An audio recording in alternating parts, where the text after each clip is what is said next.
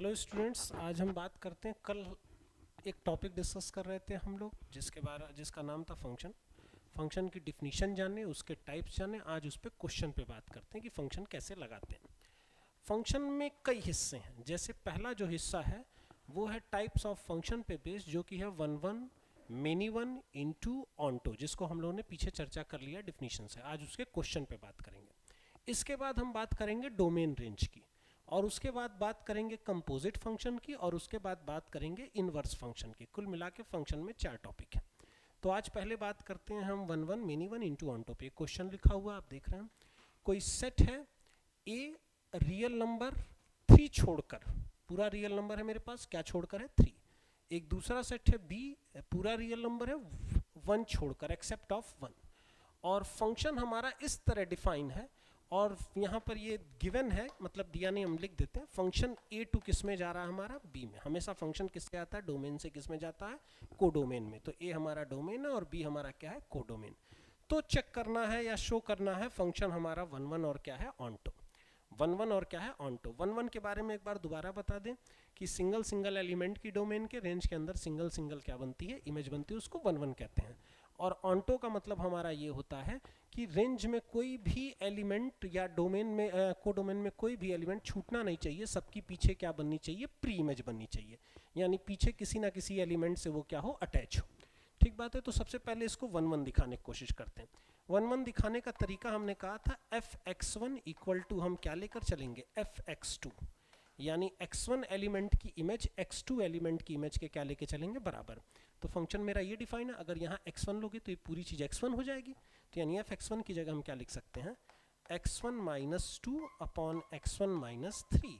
मतलब यहाँ पर जो तुमने x1 रखा, ये पूरा x1 हो गया, तो f(x1) बराबर इतना। ठीक बात है। इसी तरह f(x2) बराबर भी यही चीज़ हो जाएगी, लेकिन x2 के साथ x2 - 2 अपॉन x2 माइनस कितना हो जाएगा, 3 हो जाएगा। ये चीज़ आ जाएगी, क्लियर है। फिर इसको क्रॉस मल्टीप्लाई कर लेंगे, ये आके इसमें मल्टीप्लाई होगा और ये आके इसमें मल्टीप्लाई होगा। तो x2 आके x1 में मल्टीप्लाई होगा तो क्या हो जाएगा, x1 x2। x2 आके 2 में मल्टीप्लाई हो जाएगा तो -2 क्या हो जाएगा, x2। -3 आके x1 में मल्टीप्लाई होगा तो -3x1, और -3 - 2 में होगा तो प्लस क्या हो जाएगा हमारा, 6 हो जाएगा। यहाँ तक बात क्लियर है। दूसरा ये जाके क्रॉस मल्टीप्लाई होगा इसी तरह, तो x1 x2 मल्टीप्लाई होके क्या दे देंगे, x1 x2। ठीक बात है। x1 जाके -2 में मल्टीप्लाई होगा, -2 क्या हो जाएगा, x1। -3 जाके x2 में मल्टीप्लाई होगा, -3x2, और -3 जाके +2 में मल्टीप्लाई हो जाएगा तो क्या हो जाएगा, +6। ये पूरा क्रॉस मल्टीप्लिकेशन के थ्रू आया, जिसमें हम साफ साफ देख पा रहे हैं 6 से 6 क्या हो गया, कैंसिल आउट हो गया। x1 x2 आपस में क्या हो गया, कैंसिल आउट हो गया। अब क्या करेंगे हम कि x1 वाले को a को ट्रांसफर कर लेंगे और x2 वाले को क्या कर लेंगे, a को ट्रांसफर कर देंगे। ठीक बात है। तो इसको उठा के हम इधर भेज दे रहे हैं और x1 वाले को उठा के हम इधर भेज दे रहे हैं। ठीक बात है। तो x1 वाला उधर गया और x2 वाला इधर आया, तो देखिए क्या हो जाएगा, इधर आएगा तो हो जाएगा +3x2 और -2x2, और इधर ये जाएगा हमारा तो हो जाएगा +3x1 और माइनस क्या हो जाएगा हमारा 2x1। तो यहाँ क्या बचेगा, x2, 3x2 में से 2x2 माइनस हो जाएगा, और इसी तरह 3x1 में से x1 माइनस हो जाएगा, x1 बराबर x2 आ गया। और हमने वन वन की डेफिनेशन बताया था कि अगर f(x1) बराबर f(x2) लेकर चले और इसको सॉल्व करते करते अगर x1 इक्वल टू x2 पे पहुंच गए, तो इस सूरत में हम कहते हैं कि फंक्शन हमारा क्या होता है, वन वन होता है, जो कि हमें साफ साफ दिख रहा है कि दिया गया फंक्शन हमारा क्या है, वन वन है। इसमें किसी को कोई दिक्कत नहीं है। अब इसके दूसरे पार्ट पे बात करते हैं, ऑनटू इनटू वाली बात पे। तो ऑनटू इनटू के लिए सबसे पहले इसकी हमको रेंज निकालनी होगी। तो रेंज निकालने के लिए जो पूरा फंक्शन हमारा दिया हुआ है f(x) इक्वल टू, जो कि हमारा लिखा हुआ है x - 2 अपॉन x - 3, ये फंक्शन हमारा दिया। इसको बराबर क्या मान लेंगे, y मान लेंगे, क्योंकि कोई भी आउटपुट या f(x) जो होता है वो किसके बराबर होता है, y के बराबर होता है। ठीक बात है। तो इसको क्रॉस मल्टीप्लाई करें, और यहाँ क्रॉस मल्टीप्लाई करके हम क्या रहे हैं, अभी हमारा सब्जेक्ट y है, लेकिन क्रॉस मल्टीप्लाई करके हमारा जो उद्देश्य है वो x को सब्जेक्ट बनाना है। ठीक है। तो x को सब्जेक्ट के रूप में बनाते हैं, तो इसको क्रॉस मल्टीप्लाई कर देंगे तो ये क्या हो जाएगा, xy - 3y और इक्वल टू इधर हमारा क्या है, x - 2। ये चीज आ गई। x को सब्जेक्ट बनाना है, x वाला एक और कर लो और y वाला एक और क्वांटिटी भेज दो। तो x x y minus x equal to क्या हो गया 3y माइनस 2। यहाँ तक आ गया, x कॉमन ले लेंगे तो यहाँ बचा y minus 1 equal to 3y minus 2। यहाँ तक आ गया, x को सब्जेक्ट बना लिया, 3y माइनस 2 अपॉन क्या हो जाएगा तुम्हारा y माइनस 1। यहाँ तक आ गया, ठीक बात है, यहाँ तक सबको दिख रहा है। अच्छा, अब यहाँ पर क्या है कि साफ साफ हमें दिख रहा है कि x को अगर रियल रखना है तो y हम क्या नहीं ले सकते हैं, 1 नहीं ले सकते हैं, क्योंकि y अगर हमने 1 लिया 1 लिया तो नीचे वाली जो डिनोमिनेटर में चीज़ दिख रही है 0 हो जाएगी, और ये जब 0 हो जाएगी तो पूरी क्वांटिटी इनफाइनाइट हो जाएगी, क्योंकि किसी भी नंबर के नीचे अगर 0 आता है, अपॉन में 0 होता है, तो वो पूरी चीज़ को क्या कर देता है, इनफाइनाइट, ऊपर चाहे कोई भी नंबर हो। और इनफाइनाइट x हमारा नहीं चलेगा क्योंकि x फिर रियल नंबर की कैटेगरी में नहीं आएगा, तो इसलिए हम यहाँ क्या नहीं ले सकते हैं, हम यहाँ y को 1 नहीं ले सकते, यानी y हम सारा रियल नंबर ले सकते हैं, क्या छोड़कर, 1 छोड़कर, यानी ये हमारा क्या हो गया, रेंज हो गया। और अगर आप ध्यान से देखेंगे तो ये जो रेंज निकल रहा है y हम सारा रियल नंबर ले सकते हैं 1 छोड़कर, और ये जो रेंज है यही हमारा क्या दिख रहा है, कोडोमेन जो b है, ये भी यही चीज़ है r-1। और रेंज और कोडोमेन जब बराबर आपस में हो जाते हैं तो बार बार हमने कहा था फंक्शन उस समय क्या हो जाता है, ऑन्टो हो जाता है। अगर रेंज और कोडोमेन हमारा इक्वल हो गए तो फंक्शन उस समय हमारा क्या हो जाता है, ऑन्टो हो जाता है। तो दिया गया फंक्शन हमारा क्या हो गया, ऑन्टो हो गया, यानी ये फंक्शन हो गया 1 1 ऑन्टो। ठीक है, नेक्स्ट क्वेश्चन की ओर मूव करते हैं। अगला क्वेश्चन देखिए क्या लिखा हुआ है, if a function f R to R, यानी डोमेन हमारा रियल नंबर है, कोडोमेन भी क्या है, रियल नंबर है, and a function f x equal to x square, then show that function is mean one into. ये फंक्शन है, इसको दिखाना है मेनी वन और क्या है, इन टू है। तो सबसे पहले बात करते हैं मेनी वन के लिए। मेनी वन के लिए जब बात कर रहे हैं तो डोमेन हम पूरा रियल नंबर रखने के लिए एक्स की जगह फ्री हैं, कोई भी रियल नंबर रखें, नेगेटिव पॉजिटिव। तो एक हमने रियल नंबर ले लिया, मान लिया 2 ले लिया, आसान सा ले लेते हैं, यहाँ पर 2 का स्क्वायर कर दिया, 2 का स्क्वायर कितना हो जाता है, 4 हो जाता है। फिर दूसरा हमने एक रियल नंबर ले लिया -2 और इसका स्क्वायर किया -2 का स्क्वायर, क्योंकि यहाँ पर स्क्वायर हुआ है x का, तो -2 का स्क्वायर किया तो ये भी कितना आ गया 4। अब 2 डिफरेंट एलिमेंट ले रहे हैं, लेकिन उनकी इमेज अगर सेम बन रही है, हमारी दोनों की इमेज 4 आ रही है, लेकिन एलिमेंट अलग अलग है, एक 2 है एक -2 है, तो इस सूरत में फंक्शन हमारा क्या होता है, मेनी वन। हमने कहा था कि डोमेन का 2 अलग अलग एलिमेंट लो, लेकिन अगर एक ही इमेज दे रहा है तो उस सूरत में फंक्शन को हम क्या कहते हैं, मेनी वन। तो दिया गया फंक्शन हमारा क्या है, मेनी वन। अब इसके बात करते हैं इनटू है या ऑनटू, इस पे बात कर लेते हैं। तो यहाँ पर साफ साफ हम देख पा रहे हैं कि एफ एक्स इक्वल टू हमारा क्या दिया हुआ है, एक्स स्क्वायर, और x की जगह हमको पूरा रियल नंबर लेना है, x की जगह x स्क्वायर नहीं। तो जो आउटपुट इसका मिलेगा वो कभी भी इनफाइनाइट नहीं मिलेगा, यानी 0 टू कहाँ तक हमको मिलेगा, इनफाइनाइट तक मिलेगा। 0 से कहाँ तक मिलेगा, इनफाइनाइट तक। और ये जो 0 से इनफाइनाइट निकल के आ रहा है, असल में ये चीज़ हमारी क्या है, ये चीज़ हमारी रेंज है।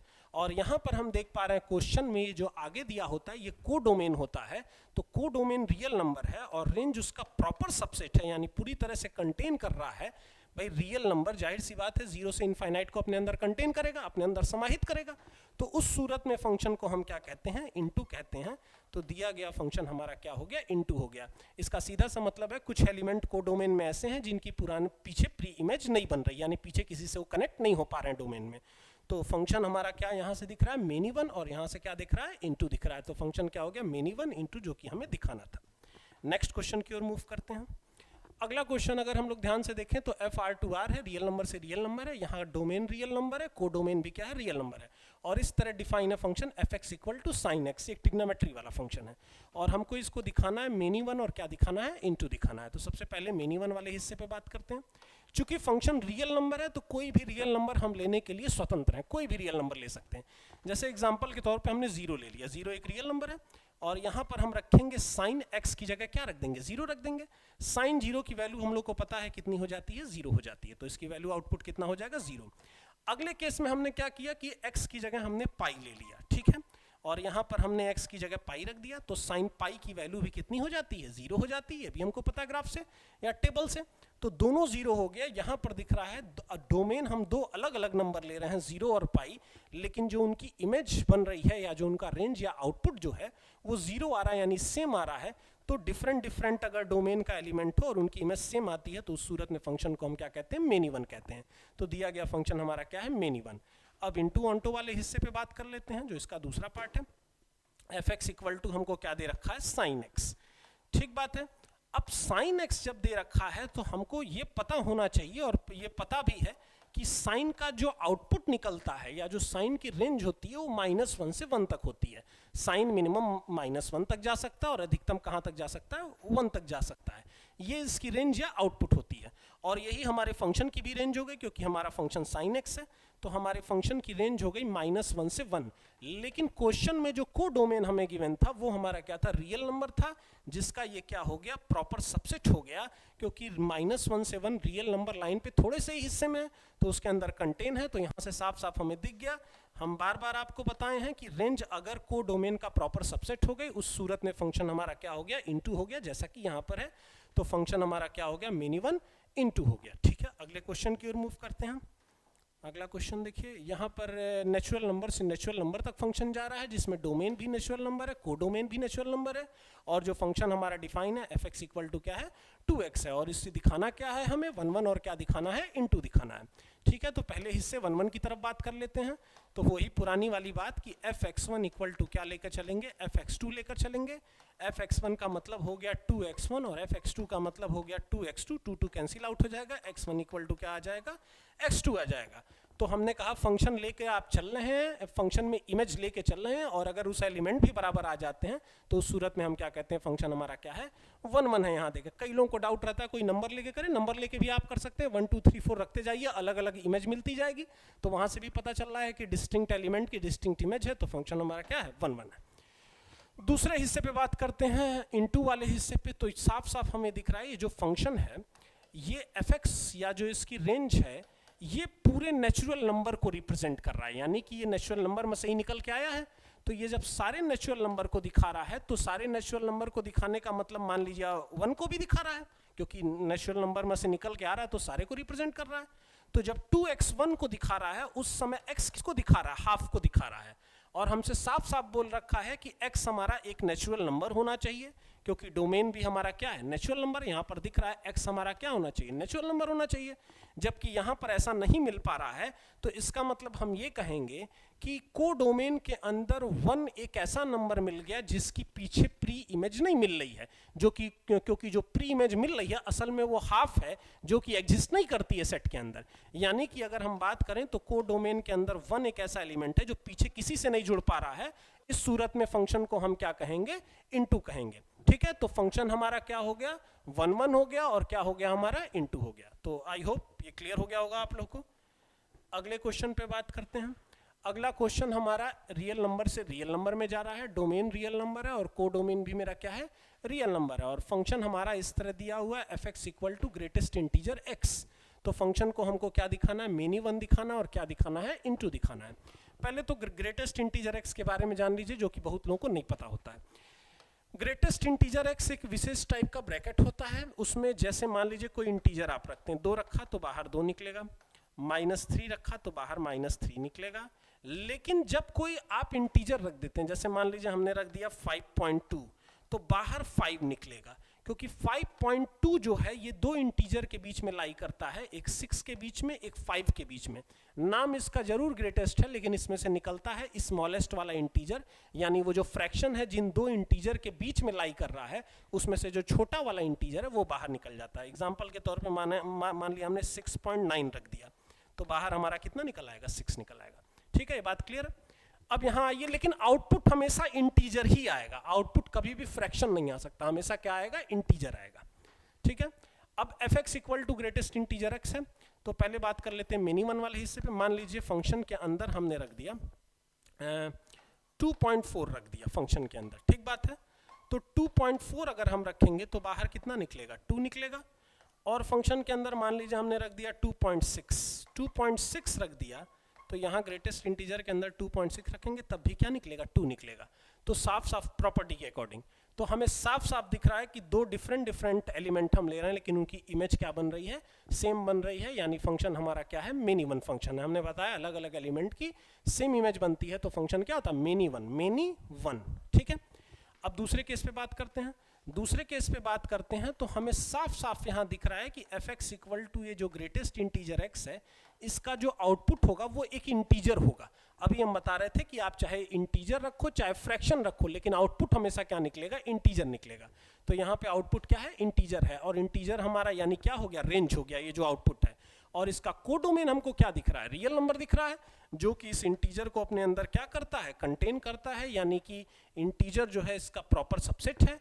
यानी कहने का सेंस है फंक्शन हमारा कैसा हो गया, इनटू हो गया, फंक्शन हमारा क्या हो गया, इनटू हो गया। और यहाँ से हमको क्या दिख गया, फंक्शन मेनी वन हो गया, यानी फंक्शन हमारा क्या हो गया, मेनी वन इनटू। और यही बात हमें दिखानी भी थी, फंक्शन हमारा क्या है, मेनी वन इनटू है।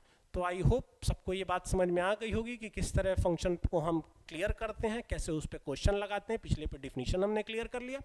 इसके बाद हम फंक्शन के दूसरे टाइप पे बात करेंगे, जहां उसकी हम क्या निकालते हैं, डोमेन और रेंज निकालते हैं। फिर तीसरे पे बात करेंगे कंपोजिट फंक्शन, और फिर चौथे पे बात करेंगे इनवर्स फंक्शन। पूरा फंक्शन चैप्टर आपका खत्म हो जाएगा, इससे ज़्यादा बोर्ड का सिलेबस नहीं है। ठीक है, अगले वीडियो में हम लोग मिलते हैं।